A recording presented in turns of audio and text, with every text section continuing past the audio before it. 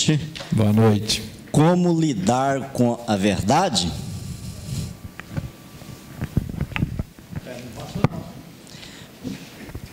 Tamerlão, poderoso rei assírio do século XIII, tinha uma particularidade física notável. Além de ser coxo, ele tinha um grande e monstruoso nariz, o que muito o aborrecia. Por isso, jamais tinha se deixado retratar.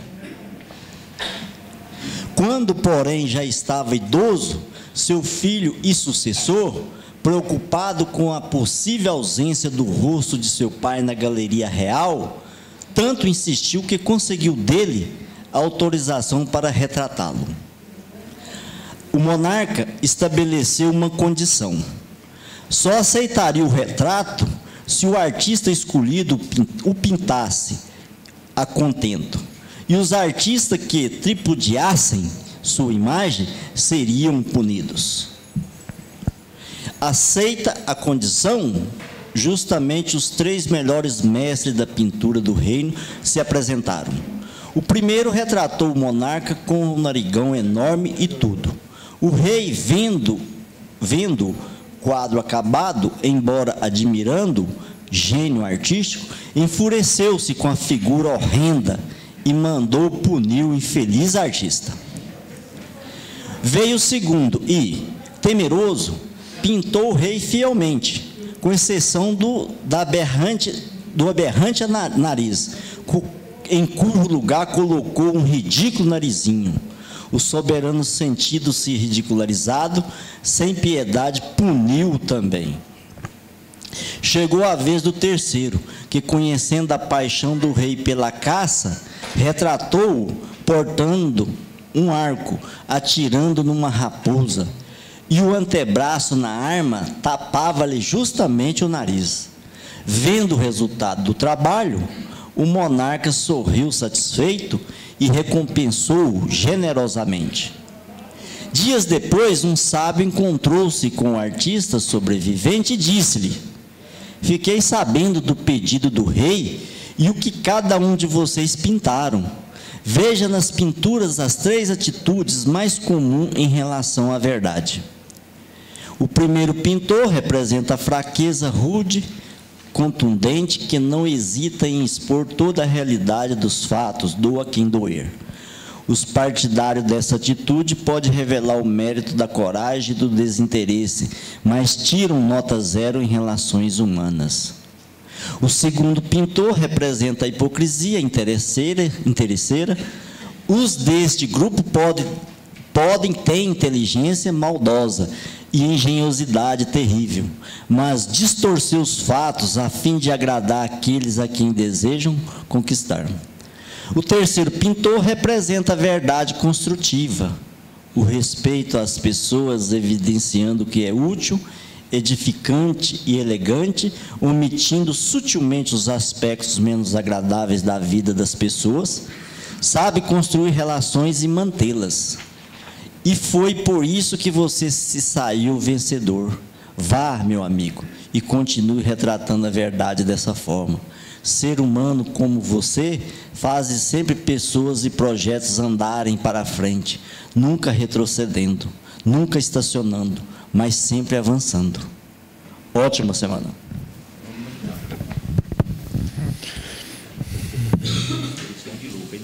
Uhum.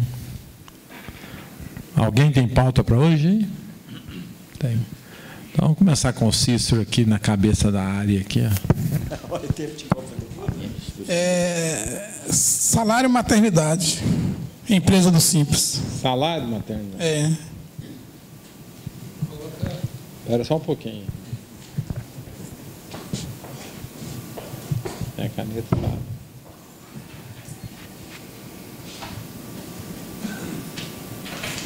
A caneta está ruim? Não, melhorou. Já deixei aqui. GFIP e Cadim. GFIP? São 2, na verdade. GFIP e depois Cadim. Fala seu nome para mim que eu esqueci. Pedro. Pedro.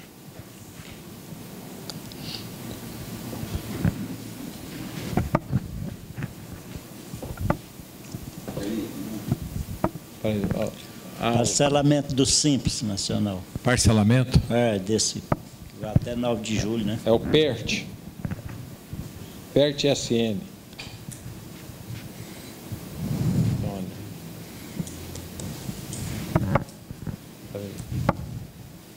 A Laura agora? Distribuição de lucro. Matou a sua aqui. Geraldo. Eu tinha deixado para você aqui. A Laura. Ronan. Excelência. Do João e vai, João. Nota fiscal mista.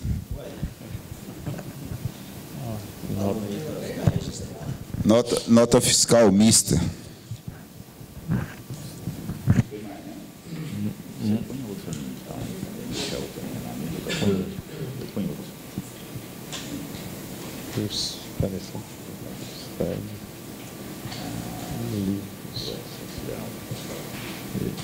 Geraldo.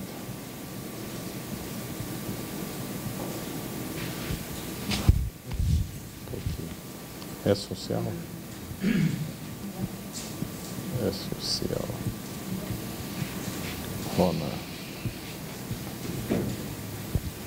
Acabou, né? Então vamos lá com o Cícero. Vamos falar de salário e maternidade. A dúvida é o seguinte: a empresa do Simples, se só tem 2 funcionários, então a guia de GPS é um valor muito baixo. E o salário maternidade, quando deduz, vai ficar um saldo credor. Pergunta: quando terminar os 120 dias, esse saldo credor eu continuo deduzindo como salário maternidade, ou aí eu já passo a fazer compensação? Que é aquele primeiro campo lá, né? Compensação, né? Você continua com o crédito e fazendo compensação, desde que lá também o Simples não tem terceiro. Então, você vai zerar a sua GPS durante os 120 dias, ou seja, os 4 meses.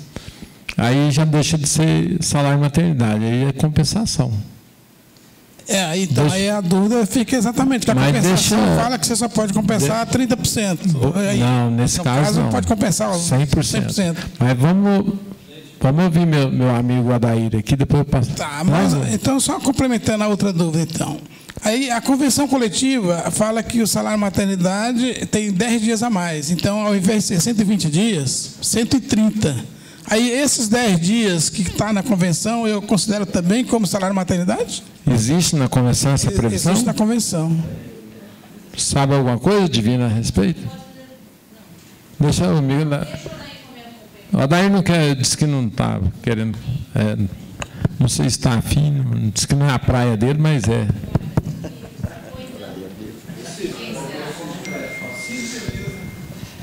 É o seguinte, o salário maternidade está na lei, é 120 dias. Se o sindicato está fazendo isso aí, ele não está dizendo que é mais 10 dias de estabilidade, não? Não. 10 estabilidade? Porque ele não pode modificar a lei. Mas se é acordo do patrão empregado, tem que cumpra-se, né? Então, mas neste caso ele não pode legislar em termos de tributação. Porque aí ele está onerando. Aí os 10 dias a empresa teria por obrigatoriedade de cumprir a convenção, porém a tributação você não poderia compensar esses 10 dias. No meu entendimento, não sei depois da Adair aí. Então, deixa eu te falar, a Previdência Social só vai aceitar o senhor fazer a compensação o que está na lei. O que está na lei é 120 dias. Esses 10 dias é um prêmio que ela vai ganhar por conta do acordo coletivo entre as partes, que é interpartes. Interpartes também tem validade jurídica, porque o patrão estava lá e concordou. Outra, você deverá fazer a correção Selic daquele saldo. Todas as vezes que você colocou lá, vai sobrar o saldo, ele automaticamente vai controlando, é isso? Não conta corrente? Aí você faz a correção dele. E aí os meses subsequentes, após a salário maternidade, ele vai ser compensado na Previdência Social. Certinho, lembrou da correção. Quer comentar aí, Geraldo? Não, até absorver. Correto. Não tem limite de 30%, porque ele é um direito garantido constitucional da lei, né? Do ADC 10, né? Então, da Constituição Federal. Então, ele não tem limite, não. Se, por acaso, a guia for para pagar, né, positiva, pode compensar à medida do possível, tá? Até acabar. Alguém quer comentar mais alguma coisa a respeito disso aí? Não? Então, vamos para frente aqui. Passa para o Geraldo aí. Vamos fazer Juseg Livros, Geraldo. A colocação é em relação à sigla ME e o EPP. Quem autenticou o livro na junta está colocando, porque a Instituição Normativa 45 do DREI diz que as alterações a partir de 1º de janeiro de 2018 vão eliminando a sigla EPP, o ME. Agora, a empresa não fez alteração na junta, então considera que ela tem o ME e o EPP. Continua no livro diário para autenticar?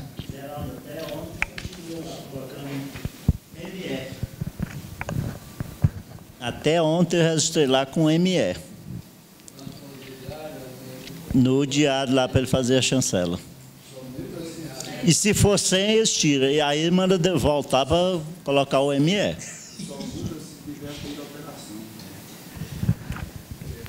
Então, mas a junta tem 2 critérios diferentes, mas a Receita já tirou tudo. Ela diz o seguinte, para tirar. Agora você tem uma empresa que nunca fez alteração, vai fazer alteração agora. Se você colocar o ME, ela volta. Não, mas exatamente agora que não, ele já tira. Não aceita colocar o ME.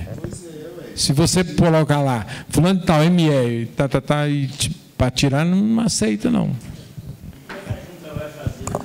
Exatamente agora, na hora da primeira alteração, que você tem que eliminar o ME e o EPP.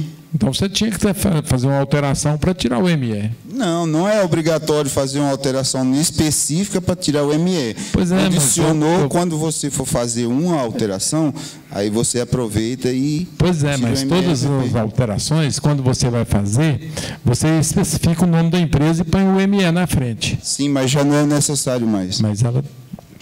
Não sei. Então só se for agora, recente, porque... Eli. Ela não li também. Até o Cício me perguntou aqui, por gentileza, senhor Ronaldo. Eu vou entrar de novo no portal do microempreendedor, voltar aqui para vocês verem. Quando eu vou clicar aqui, ó, ele já vem com a informação, caros usuários, para os processos que envolvam abertura, alteração de nome, enquadramento ou reenquadramento. O que ele está falando aqui, ó? Para os demais eventos, caso ainda possua partícula junto ao nome empresarial, a retirada será opcional. Será exibida a pergunta: deseja retirar a partícula do nome empresarial? Essa pergunta vem quando a gente está preenchendo os dados iniciais lá na junta comercial.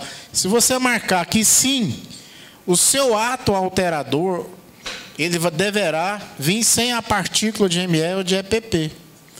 Se você marcar que sim, ao salvar o processo, se você estiver utilizando o processo da junta, o sistema irá remover a partícula de todos os documentos, devem ser elaborados sem a indicação do porte junto ao nome empresarial. Se você marcar não, a partícula será mantida e todos os documentos devem ser elaborados com a indicação do porte junto ao nome empresarial. Então, é o seguinte, do jeito que está lá, se você não fez alterações nesse período aí para tirar, continua do mesmo jeito. Eu até falei para o Geraldo aqui, no caso de, se vocês tiverem algum NIRI aí, o que eu tenho feito? Eu clico aqui, vou lá para emissão de DARI, aí eu coloco o NIRI da empresa, aí eu vejo se a partícula dela está lá, entendeu? Alguém tem aí? Algum NIRI? Não tem não, seu Everaldo? Só para a gente fazer um testezinho aqui, ó. Aqui. Vou fazer um teste aqui, ó. NIRI. Então vamos lá, CNPJ. 522. CNPJ ou NIRI? NIRI. 522. 017. 017. 230. 29. Se eu tenho lá, ó, ME. Não, aí os livros têm que ser elaborados tudo com ME. Foi quando eu fui fazer... Porque o sistema tem ME. A última alteração fez a pergunta. E eu já tinha digitado, já tinha ensinado. Falou, você quer continuar com... O NIR, com né? ME? Eu falei, sim. Com a partícula. Aí colocou sim. Porque senão ia voltar o processo. Não, é porque ele já tinha elaborado o processo dele, entendeu? Então ele manteve, tá? Ok? Fica igual a informação. Tá dando aqui, fica do mesmo jeito. Alterar só por causa de um ME. Ficou provado ali que é opcional. É opcional. Quem retirou a partícula foi a Receita, né? Passa o microfone aí para o Pedro ali, ó. Vamos falar da GFIP. Boa noite a todos. Boa noite, Pedro. Gente, eu estou passando por um problema no escritório. Eu não sei se alguém passou. Eu uso o Windows 10 lá, né? E o programa do GFIP funcionava. De repente não funciona mais. Já instalei, procurei ajuda no Google e eu não consigo fazer esse programa funcionar no Windows 10. Alguém já teve esse problema aí? É o programa do GFIP da Caixa. No Windows 10. Lá no Windows 10 o meu escritório funciona. Aí o que acontece lá no nosso escritório? Por exemplo, prefeitura só trabalha com prefeitura. Certo. Aí quem mexe com GFIP e conectividade tem seus computadores separados. Ninguém trabalha ali. Por quê? Quando você vai trabalhar com isso daí, o sistema aplica o Java. Aí ele requer um Java, atualização do Java. Aí você atualiza o Java, aí o que vai? Bagunça todinho o seu sistema. Certo. Aí eu mexo só com Receita Federal, o meu filho só com Cefaz, o meu irmão só com conectividade da Caixa Comum, cada um no seu computador. Nenhum vai lá do outro mexer naquele computador do outro lá não, tá entendendo? Por questão de configuração do Java, né? Configuração de Java. Certo. Inclusive até os DBS. Você não sabe que o Google Chrome não faz mais. É só pelo Internet Explorer, né? Então, aí você faz a atualização do Java, ele estraga todo outro ambiente que você estaria trabalhando no mesmo computador. Você separando, você dá certinho. Foi assim que a gente conseguiu equalizar toda essa problemática aí de informática no nosso escritório. Certo. Alguém teve esse problema aí com o Windows 10, não? O GFIP não funcionou, voltou a funcionar? Ninguém teve esse problema, não? Certo. No trabalho, né?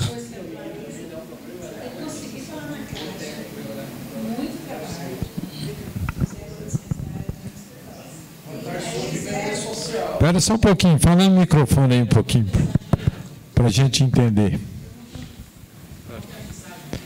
Espera só um pouquinho.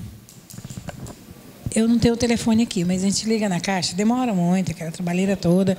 Aí ele configura todo o seu computador. Ele entra em tanto lugar lá que eu nunca vi antes e configura tudo. Ele entra e geralmente é só no Explorer mesmo. Mas se você mudou, tem que configurar tudo. Qual o erro que dá lá, Pedro? Volta lá para o Pedro falar o erro que dá lá.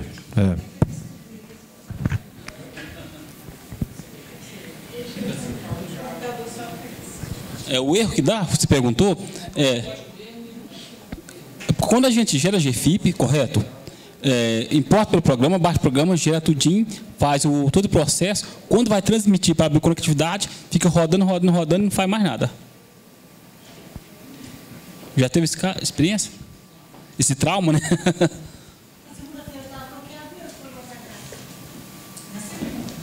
Certo. Irani chegou agora, ela é expert em GFIP. GFIP... É GFIP, na verdade.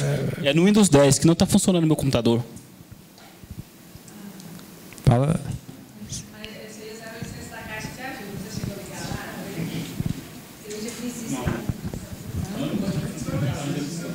É porque assim, ó, a CFIP ela tem umas incompatibilidades mesmo, dependendo da versão do Windows.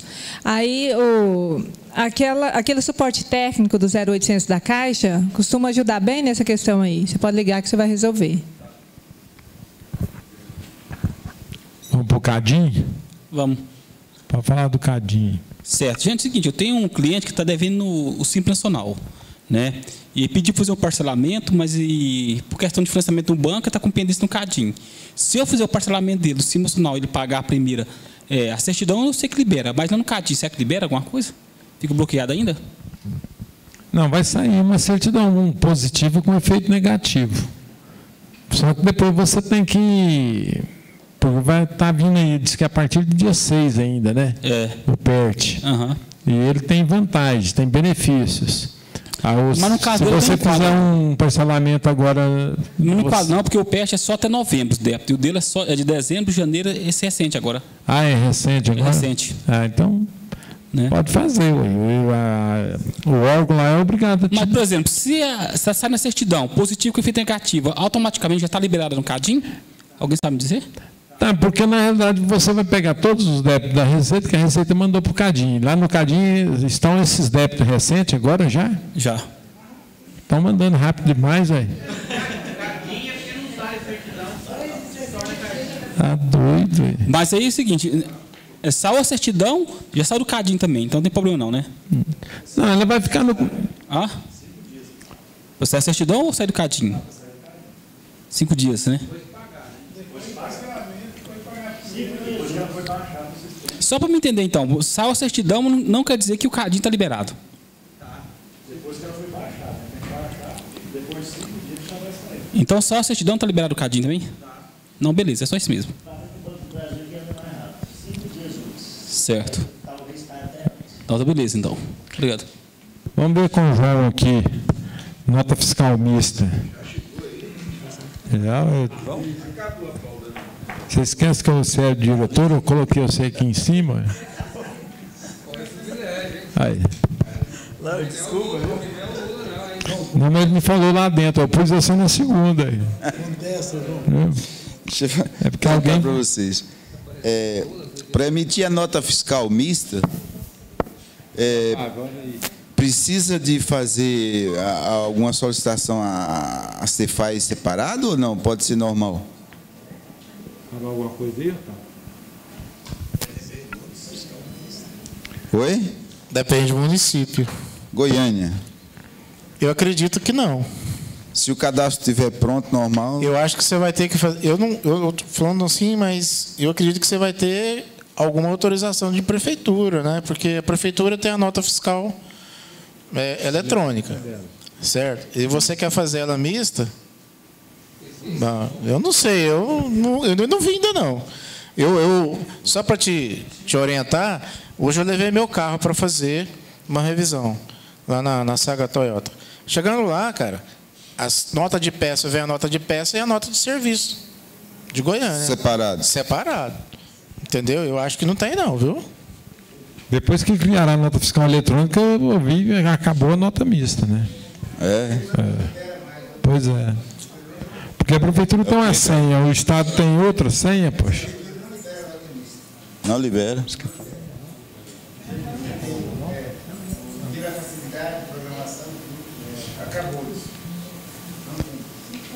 Ok.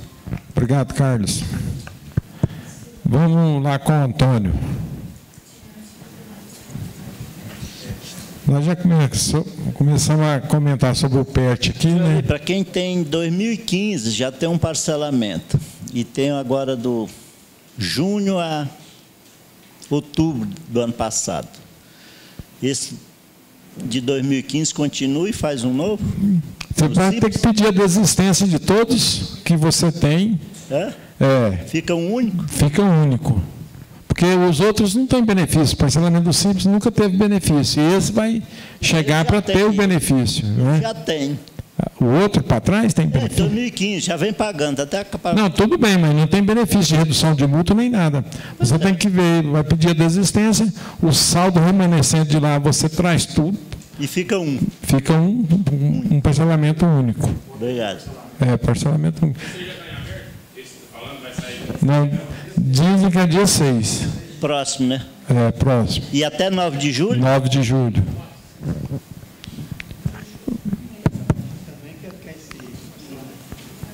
Mas não, você pode parcelar até 175 meses. Eu quero saber que tamanho gratificado. Todo ano é a mesma coisa, né? A parcela mínima é 300 mil, né?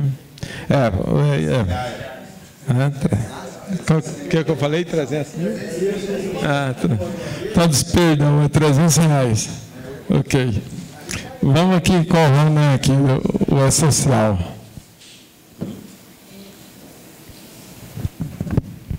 Boa noite, meus queridos.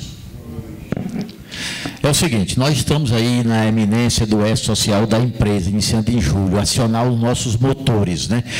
Até o meu filho pediu que eu verificasse com os senhores aqui presentes sobre a nota técnica 7 e 9 do MTE, do Ministério do Trabalho, que dizendo ele deu uma nota rápida, aí quando nós só reunimos aqui uma vez por semana, e a gente está vendo que o quilate aqui hoje está muito bom, do conhecimento, sobre essa obrigatoriedade do PPRA, desse programa, PPS, Profissional Gráfico, inserido já no E-Social das empresas, já iniciar com essa obrigação do cumprimento dessas normas.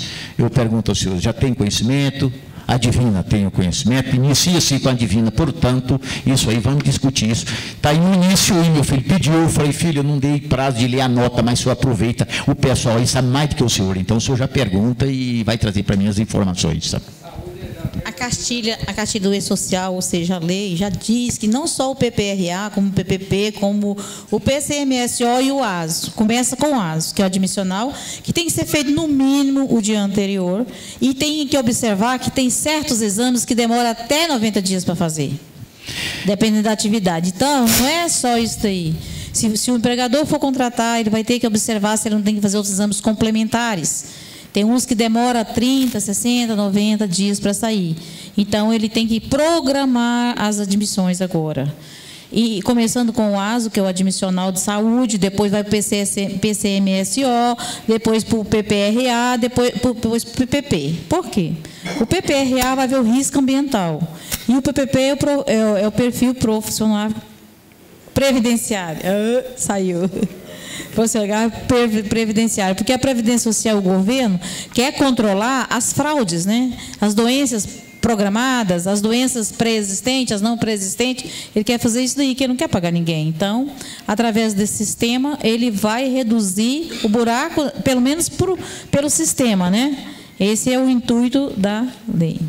Mas aí, Divina, eu pergunto, isso aí já está inserido já no E-Social, agora em julho, já tem que cumprir essa obrigação? Ele é uma preparação. As pessoas falam que não, mas como eu sou legalista e estou explicando, eu digo que sim. Porque ele é uma preparação, ele é uma preparação para começar o E-Social, que vai passar para valer mesmo, se não me engano é julho, né? Novembro. Desculpa, novembro. Deu uma... Pois é, mas deixa eu ver aqui, vamos só para clarear então. Para as, digamos aí, as empresas optantes do Simples Nacional, com faturamento de até que limite que inicia-se em julho. Tem alguma faixa? Essa parte eu não sei responder agora, não. Só sei dessa parte que eu estudei. Passa para o Geraldo aqui. O Geraldo tá...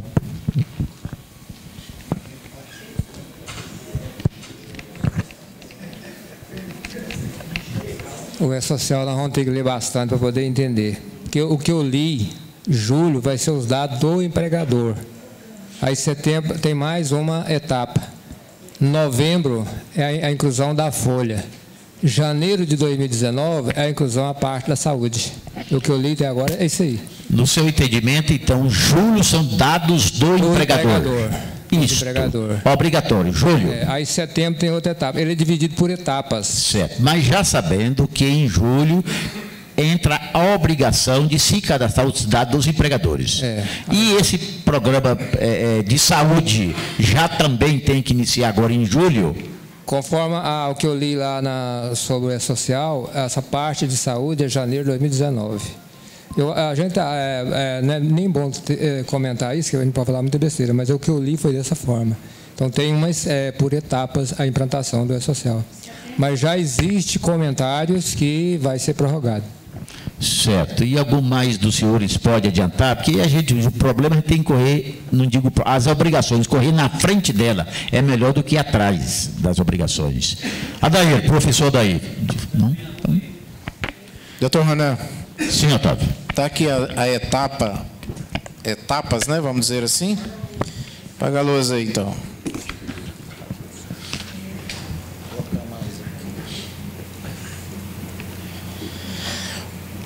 Então, estamos na primeira etapa para as empresas com faturamento acima de 78 milhões, né? Janeiro de 2018, as informações relativas às empresas, março de 2018.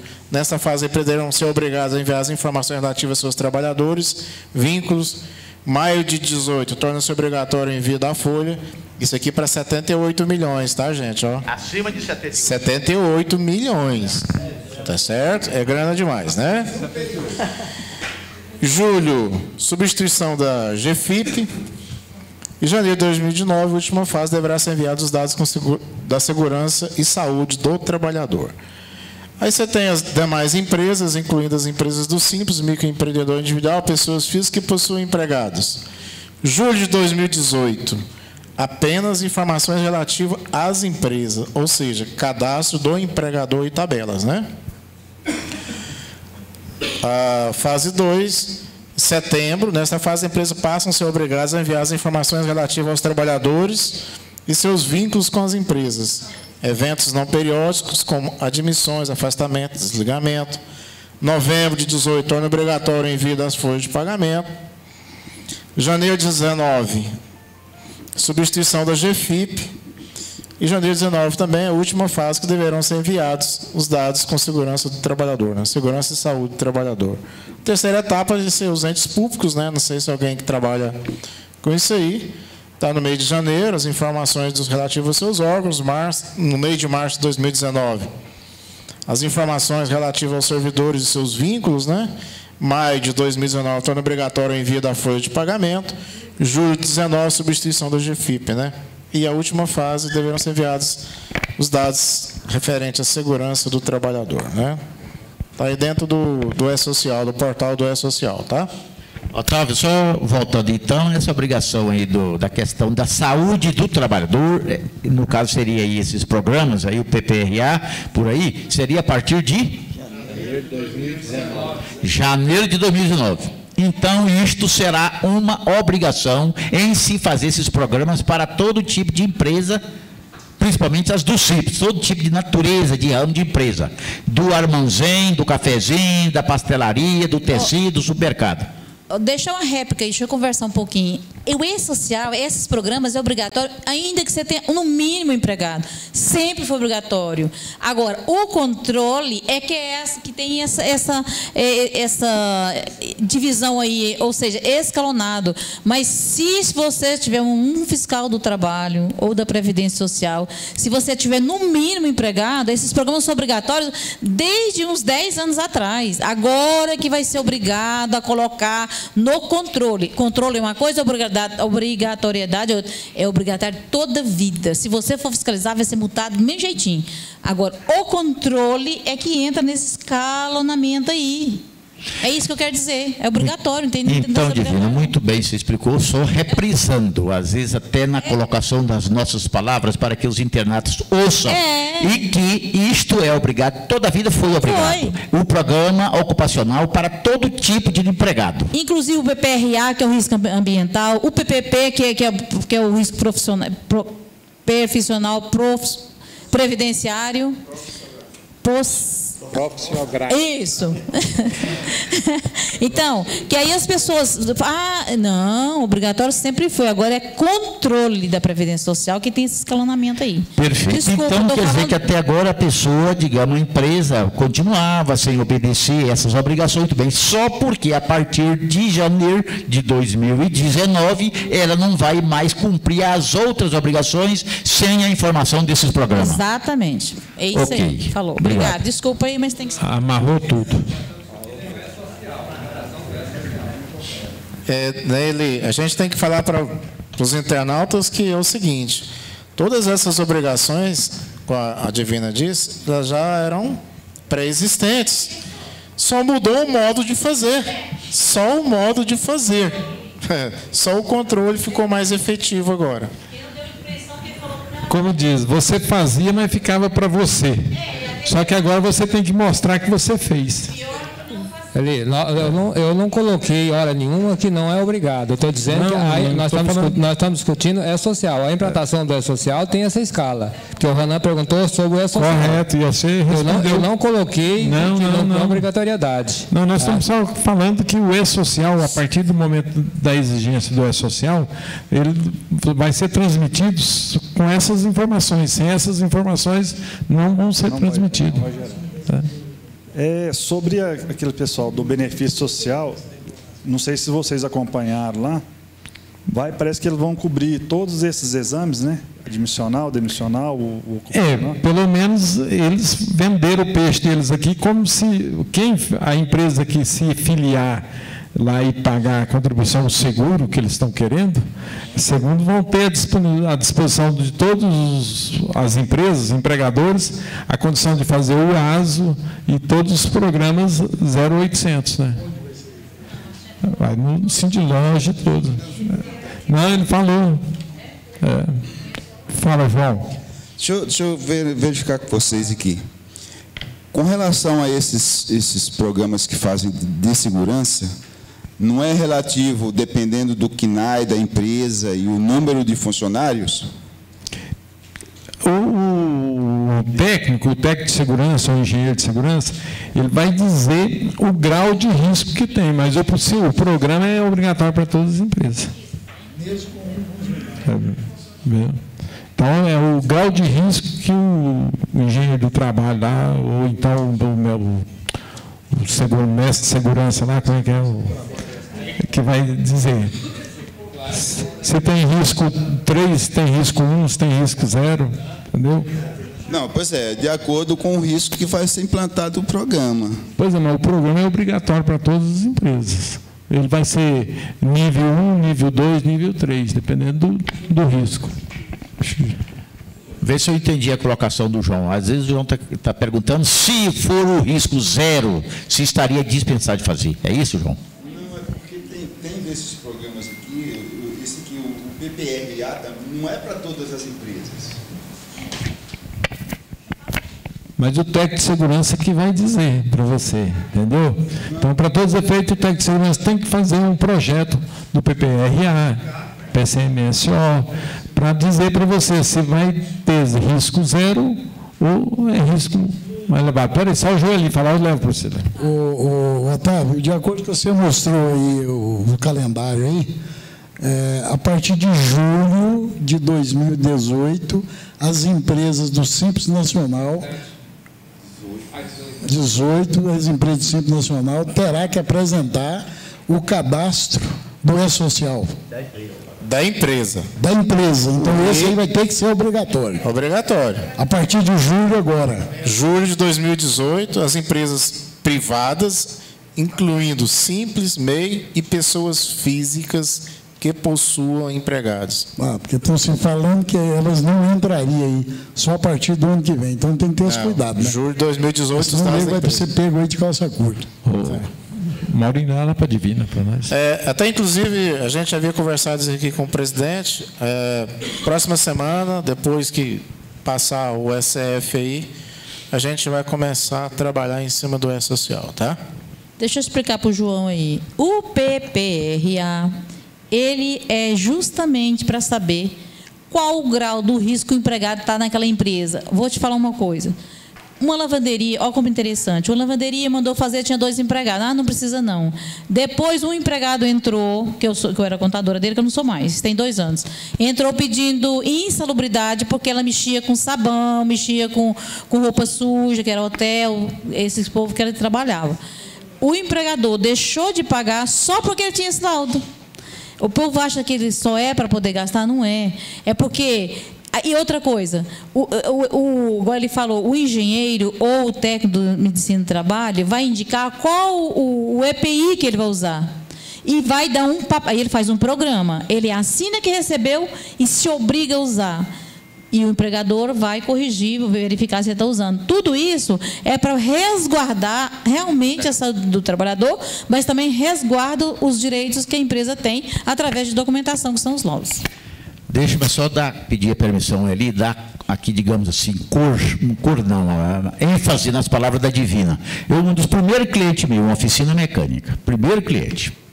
Tudo bem, oficina mecânica, eu mandei fazer esse programa, quando isso existia uns 8 anos para trás, ele não fez e eu mandei a notificação por escrito. E ele falou para o meu funcionário, diga para o Ronan que eu não vou botar meu pé na peia, eu não vou assinar isso aí. Desse jeitinho as palavras dele. Tudo bem, empregado de 25 anos. E ele entrou na justiça, exatamente em questão de saúde. Entrou na justiça, vai R$200 mil. Ele teve essa condenação. E isso ele já tinha vendido a empresa para outra pessoa, e a empresa continuou comigo. Aí ele teve no meu escritório agora na época do imposto de renda. Aí conversando sobre a empresa, tudo bem, sou seu amigo, nós estamos aqui, tudo bem, mas aconteceu, né? Você sabe que eu tive aquela multa e coisa e tal, de R$200 mil na empresa. Foi, pois é que eu te avisei. Você não avisou, não foi, te avisei que você disse que não ia botar o pé na peia. Falei, não, mas eu não falei isso não. A mulher dele do lado falou sim, que eu lembro que eu estava na empresa. O Ronan falou isso para você sim, a esposa dele. Entendeu, colega? Então, por causa dessa palavra, o pé na peia, eu pude contestar o danado que ele falou isso para mim. Então, gente, realmente o contador é o seguinte, o empresário deixa, ele diz isso, toma conta do contador, não assina aquilo que vocês mandam, mas não faça desse jeito. Mas ele, pelo fato de ele ter usado essa expressão, diga para o Ronan que eu não vou colocar o meu pé na peia, eu não esqueci. E a esposa dele estava do lado agora que ele veio, ele não veio reclamar isso para mim. Tratando os assuntos, ele abordou isso de mansinho, para ver se eu me calava, mas eu não me calei, sabe? E ele aguentou essa multa de R$200 mil, sabe? Mais algum questionamento sobre... Deixa eu só relatar aqui assim, a experiência que eu já estou tendo com o E-Social. A gente já está fazendo, eu tenho 2 casos, que a gente já transmitiu os dados iniciais das empresas em janeiro. Aí, em fevereiro e março, nós transmitimos dados dos empregados e cooperados, porque é uma cooperativa. E assim, gente, o que chama atenção é o quanto exige da gente o conhecimento de informática. Eu considero eu fora do mercado, porque... a minuciosidade daqueles dados que são enviados, que exige você fazer leitura daqueles arquivos, ele transmite por empregado, então você tem um recibo por empregado transmitido. Você não tem um recibo de um arquivo transmitido. Se tiver pendência nos dados, não vai, vocês têm que fazer a qualificação, nós temos, né? Lógico, tem muitas empresas ainda que vão ser implantadas, fazer a qualificação cadastral. O que a gente já determinou? Só admite o empregado com o comprovante da qualificação cadastral feita, porque assim vai facilitar o nosso trabalho. Como a gente ainda tinha alguns que não foram feitos, então os sistemas, o Everaldo deve falar um pouco disso aí quanto ao nosso programa. Os sistemas, eles têm lá os recursos de fazer a qualificação cadastral, ou individual, ou por lote e tal. E na crítica da qualificação cadastral, já vem ali a solução de cada pendência daquela que foi constatada nos empregados. Ligar no 135, né, incluir o CPF, data de nascimento não confere, nome no CPF inválido, tem que procurar a Receita Federal ou Caixa Econômica. Então, essa qualificação cadastral, ela tem que ser feita de imediato, porque vocês já vão ganhando tempo aí para pontuar isso, né, com os dados empregados. São gente que casa e descasa todos os dias, isso vai causar transtorno para a gente, porque a pessoa vai lá na Receita no dia de hoje, muda o nome, e você tem que transmitir um arquivo agora à tarde ou amanhã cedo, sei lá, você já não vai transmitir, porque o nome dele já vai estar com pendência na Receita. Então, assim, a gente fica surpresa da minuciosidade, do quanto isso vai exigir da gente. Exige mão de obra, exige demanda de tempo, exige conhecimento de sistema e um sistema eficiente acima de tudo. Realmente eu estou surpresa, eu acho assim, uma preocupação. Sei não, acho que se a gente não preparar, nós vamos estar fora do mercado com o E-Social. Porque ele cruza os dados de imediato, né? E aí você deixar para a última hora, vai ter um detalhe. Por exemplo, você pensa que o CPF está com o nome correto que você está tendo, de repente ele descasou lá, né? Vamos ouvir a colega aí. E será se eles dão conta disso? Porque eu me lembro do curso que fiz sobre o Homologa.net e nunca mais ouvi falar nisso. Eles não conseguem se unir a todos os órgãos. Mas é por isso que eles estão, porque esse Homologa.net, conjunto com o social, era 2008. Vem arrastando, vem se arrastando. Mas agora já está começando. Já começou as empresas grandes que vendem até 300 milhões por ano, já está trabalhando com a social. As que estão aí até 78 milhões vão entrar agora, em julho. Né? Então... Pois é, esse mês. Vamos ali com a Laura ali. Vamos falar de...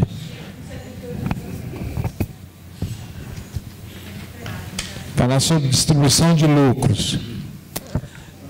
É o seguinte, a empresa possui 3 sócios, o pai e 2 filhos. O pai tem 80% do capital e os filhos 10% cada. Essa distribuição pode ser igual?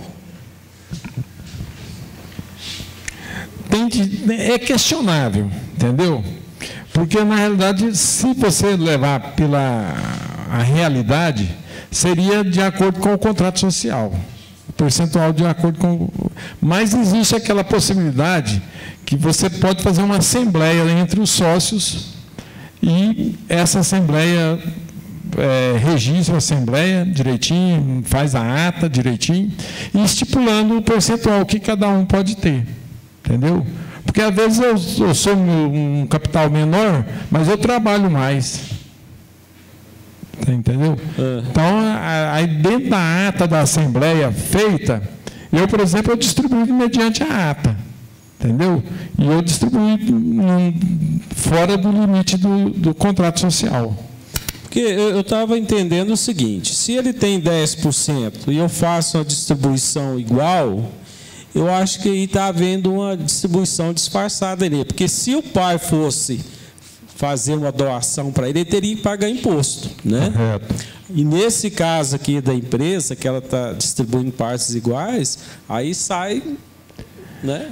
Não, justamente, você vai fazer assembleia, reunião, lavra uma ata, todos assinam a ata especificando direitinho. Quer falar, Everaldo? Eu quero falar. Existe uma jurisprudência lá do CARF, né, que é o Conselho de Recursos da Receita Federal, que ele vê da distribuição se for disforme com o contrato social. Já tem decisão do CARF a esse respeito. Aí o que foi feito lá, que eu li a esse respeito, é que quando você, por exemplo, no seu caso, você tem 80%, 10 e 10, né? Isso mesmo, né? Isso, é isso aí. 80, 10 e 10. Então, quem tem 80% tem que tirar os 80%. Quem tem que tirar 10, tira os 10. Aí você faz em desacordo com o que está no contrato social.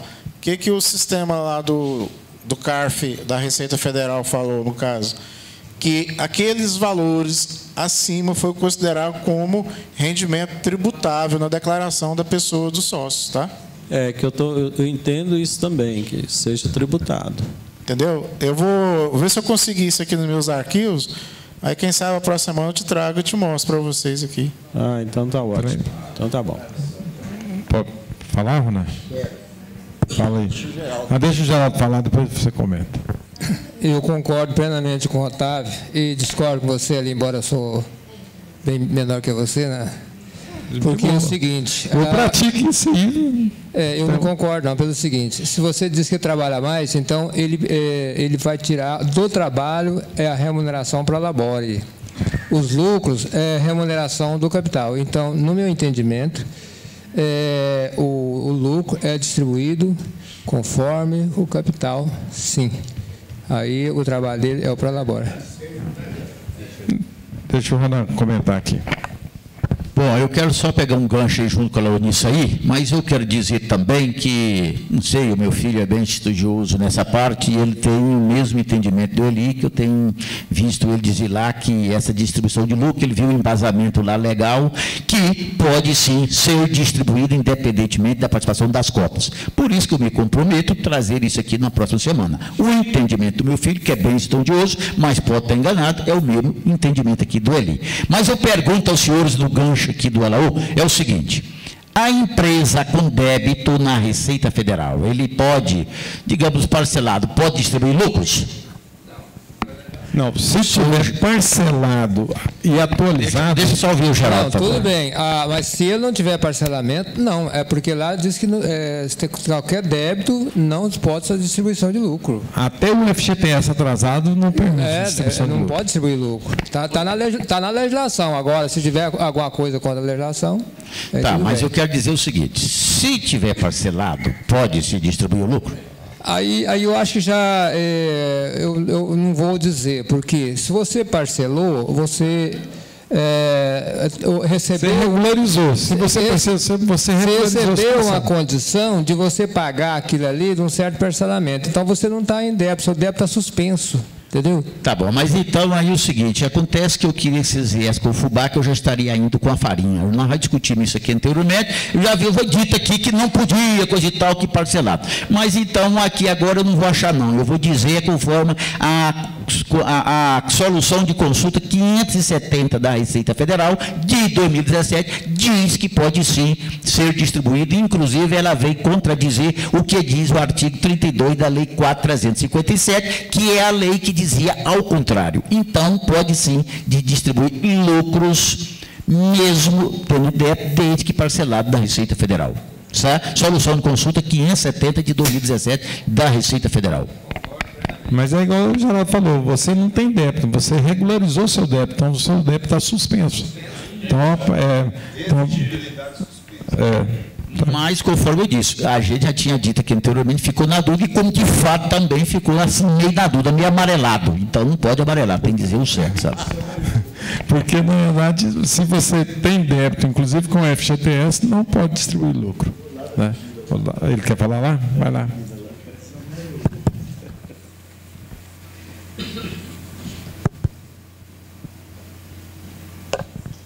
Boa noite. Boa noite. Sobre o que vocês estavam comentando há pouco, o Código Civil ele fala que a distribuição de lucros ela poderá ser feita de acordo com o que está no contrato social, caso não esteja estipulado em contrário. Então, se houver uma cláusula no contrato social, e isso é solução de consulta da Receita Federal, que ele pode ser desproporcional, além daquelas cotas, a distribuição será isenta de imposto de renda e também das contribuições previdenciárias. Essa é a solução da consulta, número 46, se eu não me engano. Colega, por gentileza, queira dizer seu nome para nós, por favor? Ana Paula. Ana Paula, muito obrigado. É isso aí que o meu filho, realmente, o doutor Renan Pereira Pinto, ele achou isso, ele coloca nos contratos sociais que o distribuição de lucro, conforme pactuado entre as partes, vai ser independentemente da distribuição de suas cotas. É isso. Lembrei, é porque eu tenho só 51 anos e a cabeça está meio fraca, estava esquecendo, sabe? Deixa o Everaldo comentar um negócio. Pergunta. Essa solução de consulta de quando que é? Ana Paula Não, de quando? E eu pergunto, essa decisão do COAF é de quando? Recente, né? Que COAF é agora. É CARF. CARF. É do CARF. Da Receita, no caso. Acontece o seguinte, gente, só abrir um parênteses aqui. As decisões que são feitas lá no CARF, aí lá na Receita Federal, se você entra com a consulta, logicamente a pessoa que está fazendo a consulta lá, ela vai fazer, porque ela não verificou a jurisprudência lá do CARF, ela faz e solta a informação. E normalmente as soluções de consulta, quando ela vem embasado pedido de resposta, entendeu?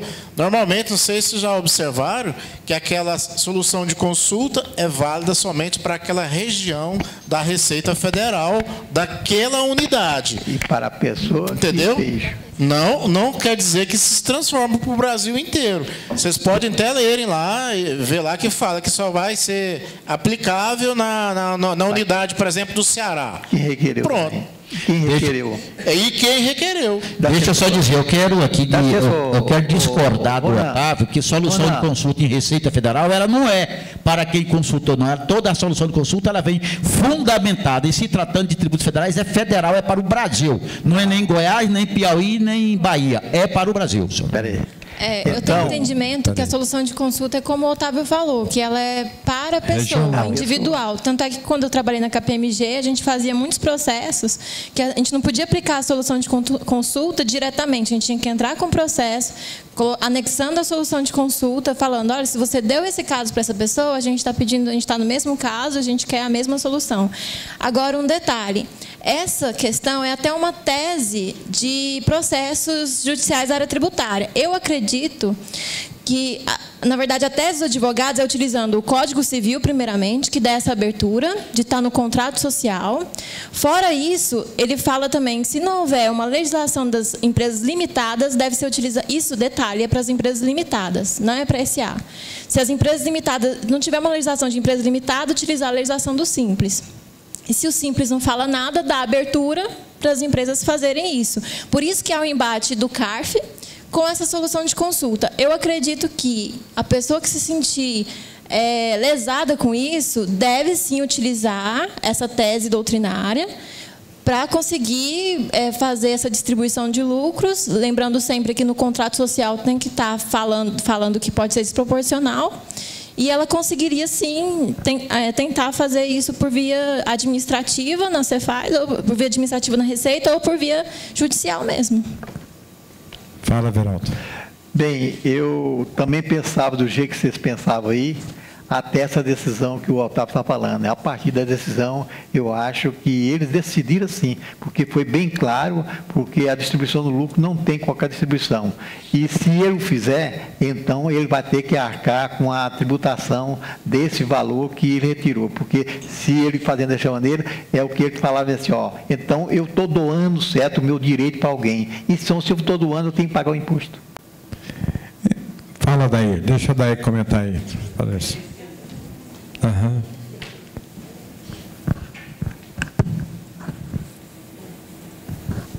Bom, em princípio, eu entendo que deve respeitar o contrato conforme o Otávio falou.